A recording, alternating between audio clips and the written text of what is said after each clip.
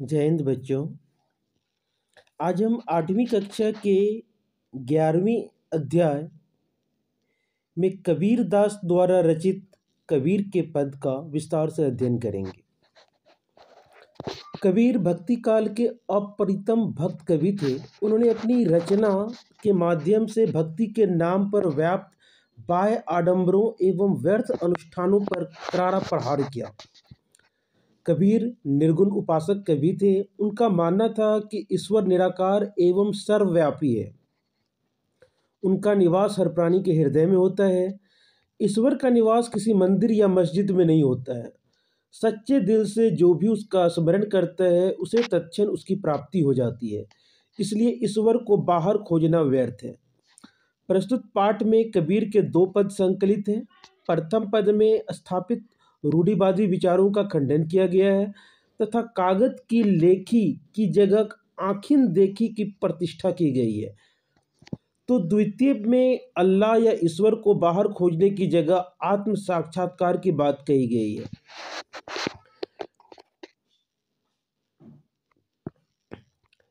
पंक्तियां हैं।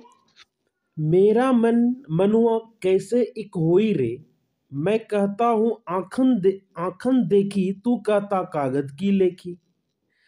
मैं कहता सुरझावन हारी, तू राखियो उरझाई रे, मैं कहता तू जागत रहियो, तू रहता है सोई रे।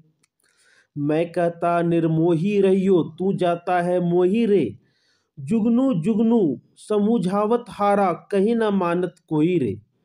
सतगुरु धारा निर्बल बाहे, वामे काया धोई रे, कहत कबीर सुनो भाई साधो, तभी वैसा होई रे। इस पद में जो कठिन शब्द है पहले उसको देखते हैं। मनुआ मतलब मन होता है। इक जो है एक या समान, जिसमें समानता हो उसको इक कहा जाता है। होई मतलब हो सकता है। आखिन आँख को बोलते हैं। कागज का मतलब यहाँ कागज से है। लेखी मतलब लिखा हुआ ग्रंथ की बात जो है।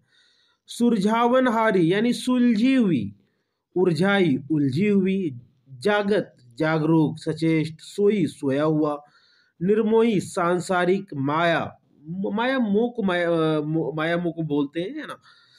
और जुगन जो है ना युग को बोला जाता है। समुझावत मतलब समझाते हुए, हारा मतलब थकना निराश होना, कही मतलब होता है कहना, मानत मतलब जो स्वीकार किया गया हो, सतगुरु सत्य स्वरूप ईश्वर, निर्मल स्वच्छ को बोलते हैं, बाहे जो बहता हुआ होता है जैसे नदी का बहना, वामे मतलब होता है उसमें, काया शरीर को बोलते हैं, धोई धोना या साफ करना। अब हम देखते हैं कवि क्या कहना चाह रहे हैं। मेरा तेरा मनवा कैसे इक होई रे, मैं कहता हूँ आंकन देखी, तू कहता कागज की लेखी।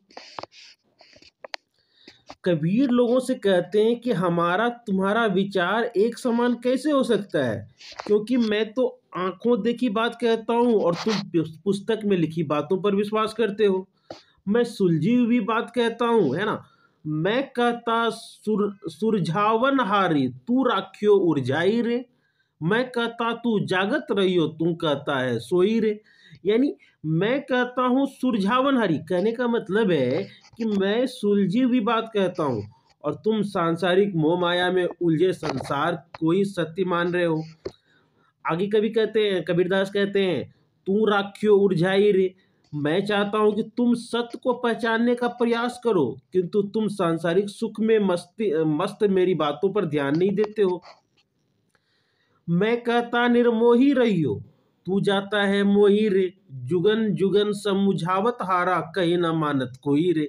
और मैं संसार का योग अनासक्त भाव से करने की सलाह देता हूं और तुम सांसारिक भाग में आखंड डूबे हुए हो। अतः कबीर लोगों को जीवन सत्य को समझाते समझाते थक जाते हैं, लेकिन अज्ञानी जन उसकी सलाह को बकवास मानकर बायाडंबर के जाल में फंसा मानव तन को व्यर्थ गवा देता है।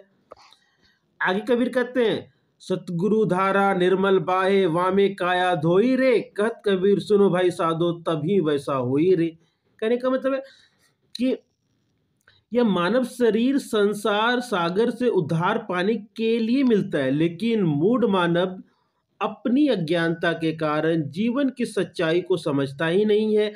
कबीर की मान्यता है कि माया मोह को त्याग किए बिना ईश्वर की प्राप्ति संभव नहीं है।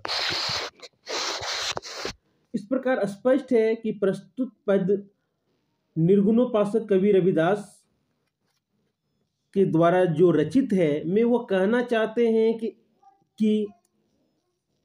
लोग सांसारिक मोह माया में उलझे होने के कारण जीवन के सत्य को समझते ही नहीं है। वे अपनी अज्ञानता के कारण सत्य को असत्य तथा असत्य को सत्य मानकर चल रहे हैं। कबीर अपना अनुभव बताते हुए लोगों को आत्मनिरीक्षण करने का सलाह देते हैं, लेकिन लोग उनकी बातों पर ध्यान न देकर स्थापित रूढ़िवादी विचारों को सत्य मानकर जीवन मूल्य के महत्व को भूल जाते हैं। यह शरीर जीवन के सत्य को समझने तथा नश्वर संसार से अनुराग न रखकर अपने आप को पहचानने के लिए मिलता है, ताकि जन्म लेना सफल सिद्ध हो सके। लेकिन मानव एक की धन दौलत परिवार आदि को ही सत्य मानता है, शरीर धारण करने का उद्देश्य ही भूल जाता है। इसलिए कवि एक ऐसे सांसारिक लोगों के विचारों से खुद के विचार के मेल खाने पर उन्हें शंका होती है, और अंत में कवि लोगों के जीवन की सच्चाई की ओर ध्यान आकृष्ट करता हुआ कहता है कि सच्चे दिल से ईश्वर का चिंतन किए बिना भव सागर से पार उतरना संभव नहीं है। इसलिए उस असीम सागर में डुबकी लगाओ, अन्यथा मानव शरीर मिलना व्यर्थ साबित होगा। अब देखना, ये आगे की पंक्ति में कवि कहते हैं, मोको कहाँ ढूंढे बंदे मैं तो तेरे पास में, ना मैं देवल ना मैं मस्जिद ना काबे कैलाश में, ना तो कोनो क्रियाक्रम में ना ही जोग बैराग में, खोजी होय तो तुरत ही मिलियो पल भर की तलाश में। कहे कबीर सुनो भाई साधो सब सांसों की सांस में। देखने कठिन शब्द जो है इसमें, मोको मतलब होता है मुझे, बंदे मनुष्य को बोला जाता है, देवल मंदिर को देवल बोलते हैं, देवालय जिससे निकला है, काबा मुसलमानों का तीर्थ स्थान है, कैलाश जो है हिंदुओं का तीर्थ स्थान है, और मूल रूप से भगवान शिव के रहने की जगह को हम लोग कैलाश पर्वत कहते हैं।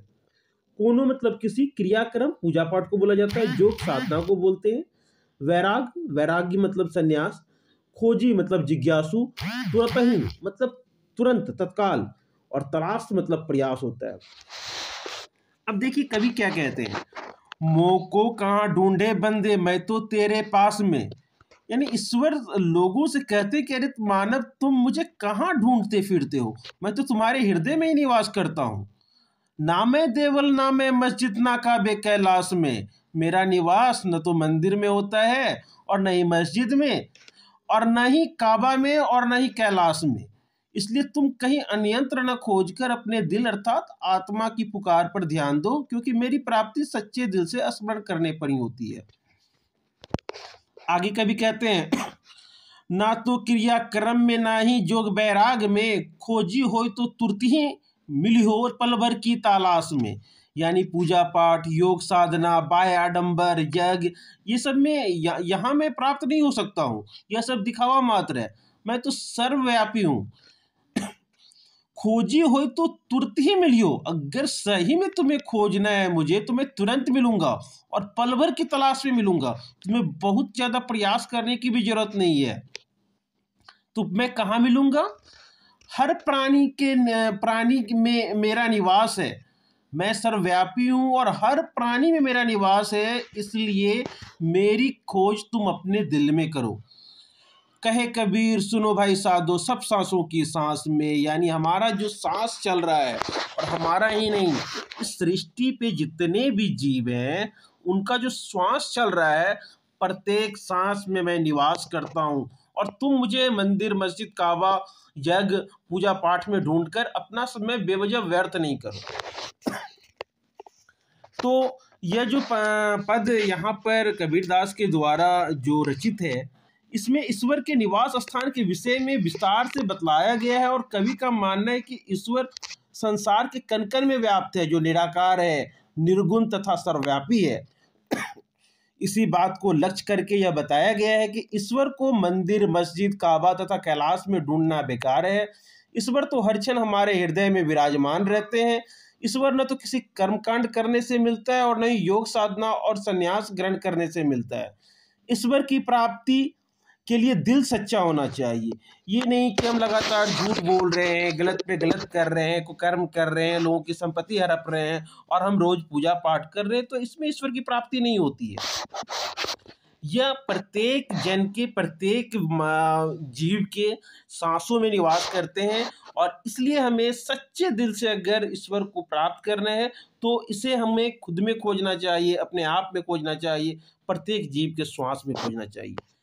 तो यह कविता है कबीरदास की, और इसके कठिन शब्द पर थोड़ा सा हम लोग ध्यान देते हैं। मनुआ मन, आखिन आँख को बोलते हैं, कागज कागज को बोलते हैं, निर्मोही अनुराग न रखने वाला, वामे उसमें, मोह को मुझ में, देवल देवाले,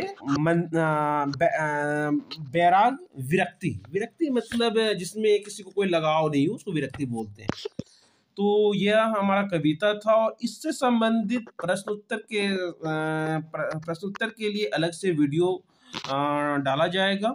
तो आज के लिए इतना ही, धन्यवाद।